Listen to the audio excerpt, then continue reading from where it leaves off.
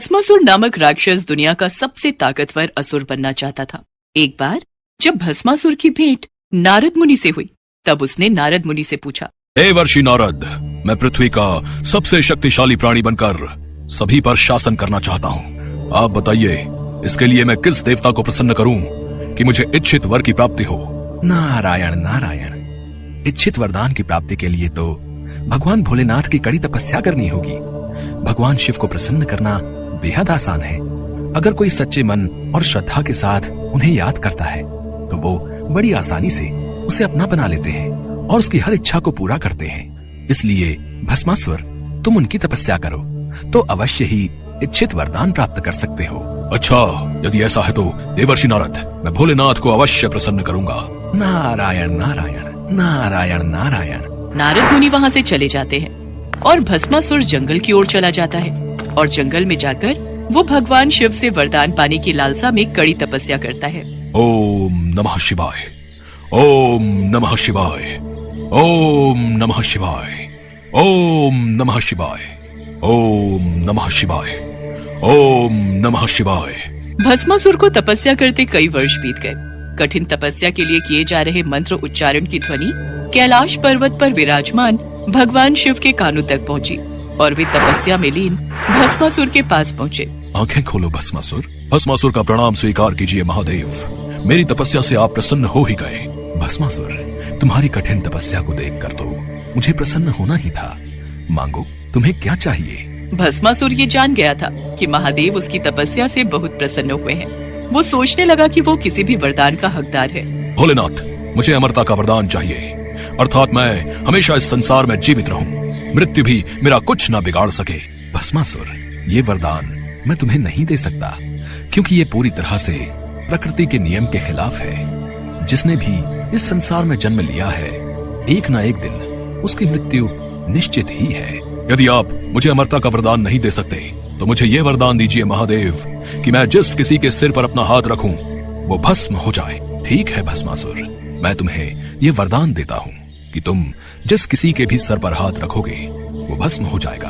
भगवान शिव ने भस्मासुर को जो वरदान दिया वो उनके लिए स्वयं आफत बन गया। भोलेनाथ, आप कितने भोले हो।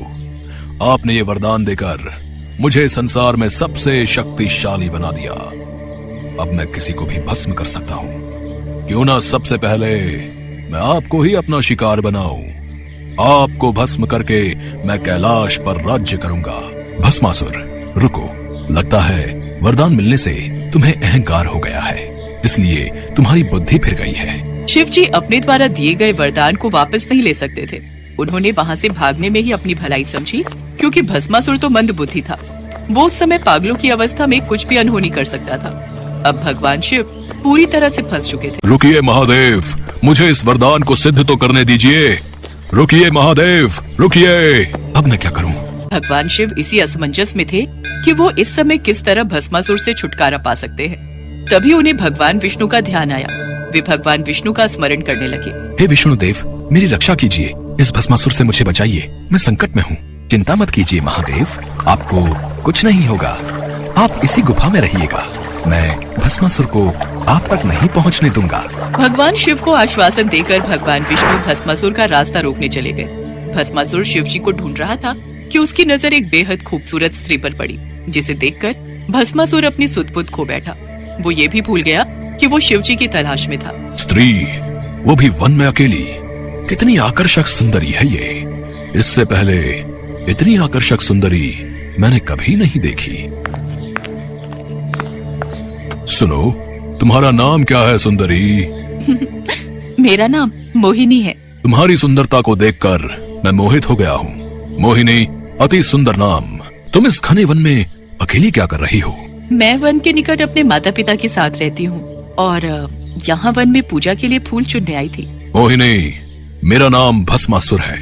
मैं सर्वशक्तिशाली हूँ। मैं तुम्हें अपनी रानी बनाना चाहता हूँ। क्या तुम मुझसे विवाह करोगी? भस्मासुर की बात सुनकर मोहिनी हंस पड़ी। उसने भस्मासुर से कहा,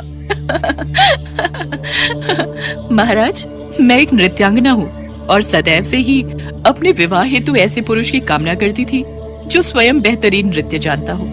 क्या आप नृत्य के बारे में जानते हैं? भस्मासुर ने अपने जीवन में कभी भी नृत्य नहीं किया था, लेकिन वो मोहिनी के कहने पर नृत्य करने के लिए भी तैयार हो गया। सुंदरी, मैं नृत्य करना जानता तो नहीं, पर अगर तुम नृत्य सिखाओगी तो मैं अवश्य कर लूंगा।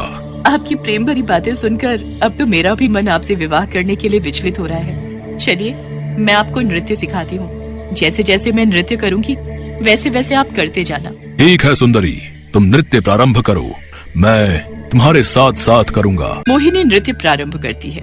भस्मासुर मोहिनी के कहे अनुसार उसकी तरह नाचने की कोशिश करने लगता है। मोहिनी अपना हाथ जब कमर पर रखती तो भस्मासुर भी अपना हाथ कमर पर रख लेता। मोहिनी अपने हाथों से मुद्राएं बनाती तो भस्मासुर भी हस्त मुद्राएं बनाने की कोशिश करता। कुछ देर तक मोहिनी और भस्मासुर का नृत्य चलता रहा। भस्मासुर नृत्य अभ्यास में पूरा डूब चुका था। नाचते नाचते मोहिनी ने अपने सिर पर हाथ रखा और उसकी देखा देखी भस्मासुर ने भी वही किया। भस्मासुर ये भूल गया कि स्वयं अपने सिर पर हाथ रखने से वो भी भस्म हो सकता है। स्त्री के प्रेम में आकर वो शिव का वरदान भूल गया, जो उसके लिए श्राप साबित हुआ। भस्मासुर का संहार करने के लिए स्वयं भगवान विष्णु ने मोहिनी अवतार धारण किया था। भगवान विष्णु फिर से अपने रूप में आ जाते हैं। भगवान शिव उनके समक्ष आते हैं। बचाओ, बचाओ! भस्मासुर, तुमने मेरे द्वारा दिए वरदान का दुरुपयोग किया, इसी कारण तुम्हारी ये दशा हुई। महादेव, आपका दिया वरदान सत्कर्म करने वाले लोगों के लिए तो फलदायी होता है, पर वरदान का दुरुपयोग करने वाले पापियों के लिए कभी फलदायी नहीं होता। आप भोला भंडारी हो भोलेनाथ, इसलिए आपके भोलेपन का फायदा जब भस्मासुर जैसे पापी और दुराचारी राक्षस उठाने लगे तो उनको ऐसा ही दंड भुगतना पड़ता है। भस्मासुर को उसके पाप का दंड मिल गया, जिसके पश्चात भगवान शिव और भगवान विष्णु वहां से अंतर